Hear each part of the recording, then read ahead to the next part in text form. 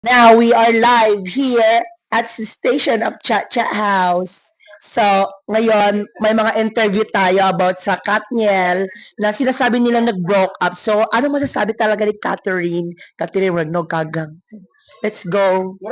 Hi, Catherine! Hi! So, broken ka ngayon, Catherine. So, anong masasabi mo sa pag-broke up nyo ni Daniel? Well, ladies and gentlemen, good evening, people. This is the true story. Okay naman yung break up namin. So, we don't have any issues. Guys, sadyang, makadawa to 100. sadyang ano lang talaga, parang di pagkakaintindihan.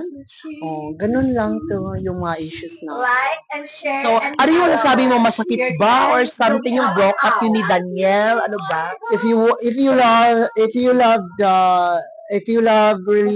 have a real love Tama na, ga. to someone, Tama na, ga. so ano talaga, medyo masakit talaga siya pag naghiwalay.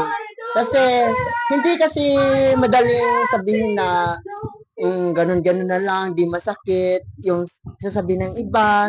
Pero ang totoo talaga is masakit siya kasi nagmamahalan kayo at may pinagsamahan kayo in the past few years na you have a good memories that you can build.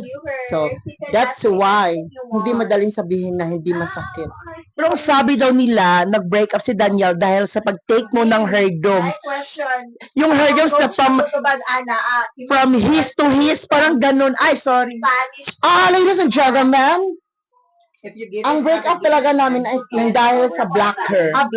Since I started to take this black hair, so, ganon ang resulta, may break-up na agad. Ganda mo, be. Ikaw no. Well, thank you so much. Good evening and bye.